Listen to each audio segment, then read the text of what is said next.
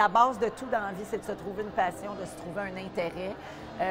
Et puis après ça, de s'y consacrer. Ça ne veut pas dire que c'est obligé d'être que ça. T'sais. On peut faire un travail qu'on aime, correct, mais avoir une passion pour, comme, je sais pas moi, la danse, la peinture, les yoga, peu importe. Puis, ou les voyages, il y en a que c'est voyager, tu sais, mais comme mettre du temps là-dessus aussi pour avoir un certain équilibre dans sa vie. Je pense que c'est comme ça qu'on peut être heureux puis bien fonctionner. Bien, Véronique Cloutier, merci d'avoir accepté notre invitation aujourd'hui. C'est vraiment gentil. Justement, concernant Véronique les Fantastiques, tu es à la barre de l'émission depuis maintenant près de 3 ans. Quelle place prend un projet de l'ampleur dans la vie d'une animatrice? C'est quand même c'est très prenant parce que c'est tous les jours, puis c'est combiné au reste de mes activités, donc la télé, la fondation, le magazine, la collection de vêtements. Tu sais, ça fait quand même Véro TV, ça fait beaucoup, donc il faut comme conjuguer avec les horaires de tout ça. Puis il y a une chose qui ne bouge pas, c'est que tous les jours à 15 h, il faut que je sois à la station parce que je suis en onde à 15h55. Puis pour faire l'émission, beau temps, mauvais temps, malade, pas malade, il faut que je sois là. Donc ça prend quand même beaucoup de place. On dirait que tout le reste s'articule autour de ça. C'est comme devenu le cœur de ma vie parce que c'est une quotidienne. Ouais. Puis après maintenant 2 ans, est-ce que tu ressens la même fébrilité avant d'entrer en ondes? Il n'y a plus de nervosité, tu sais, parce que j'ai trouvé mon air d'aller, je pense, dans cette émission-là. J'ai fait ma place auprès des auditeurs, auprès du reste de l'équipe. C'est une émission qui existait déjà. Donc, moi, il a fallu que je saute dans un train qui était déjà en marche, puis que je m'installe. Là, c'est fait maintenant, donc il n'y a plus de nervosité. Je te dirais que le mot fébrile, c'est pas ça non plus. C'est plus de l'excitation, du plaisir. J'ai toujours hâte d'aller faire le show. J'ai toujours hâte de commencer l'émission, de voir la gang. Il y a vraiment un sentiment d'appartenance au groupe qui est très fort dans cette émission-là. Puis donc, c'est ça. Ça me rend très heureuse. Puis, à quoi ressemble le quotidien d'une animatrice comme Véronique?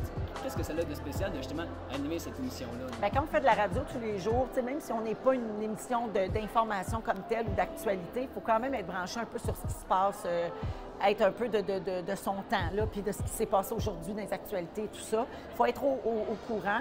Donc, moi, tous les jours, évidemment, là, je lis ma presse plus, je parcours mes réseaux sociaux, j'essaie de m'informer le plus possible, les différents sites Internet de nos médias électroniques. Puis, évidemment, il y a la recherche, la recherchiste, la productrice, le scripteur qui prépare l'émission. Moi, je reçois ça le matin, je le lis. Des fois, je commande, des fois, je vais répondre « Ah, peut-être que... » on pourrait faire tel sujet à la place, mais ils sont tellement bons que j'ai rarement à intervenir.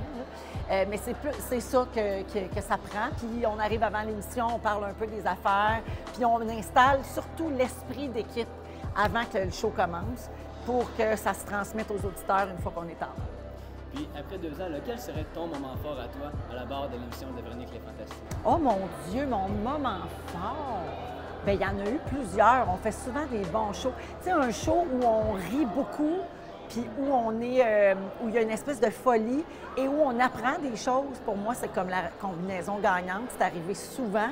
Mais honnêtement, on vient de finir ici à Chicoutimi, là, puis on avait une foule incroyable. Il y avait une ambiance de fou.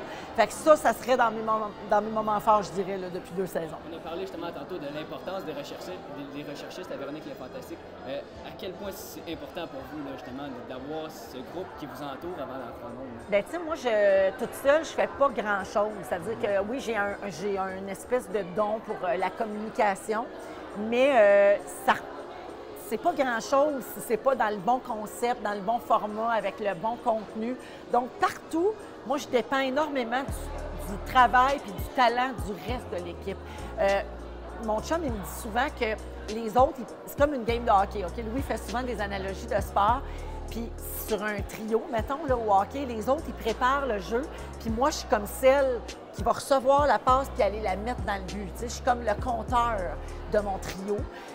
Donc, tout seul, je pourrais faire un but une fois de temps en temps, mais tout le jeu qui s'est préparé avant, il est essentiel pour scorer le plus souvent possible. Fait que c'est comme ça que je vois ça. C'est très, très important d'avoir une bonne équipe autour de ça. Puis d'être reconnaissant.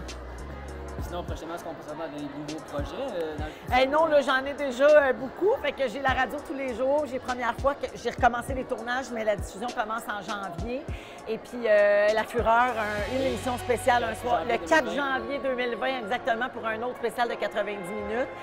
Puis, comme tu le disais, la Fondation Véro et Louis, on continue d'amasser de l'argent pour bâtir la maison pour les personnes autistes depuis 21 ans. Puis le magazine Véro, qui est publié 5 fois par année, dans lequel je suis très impliquée aussi.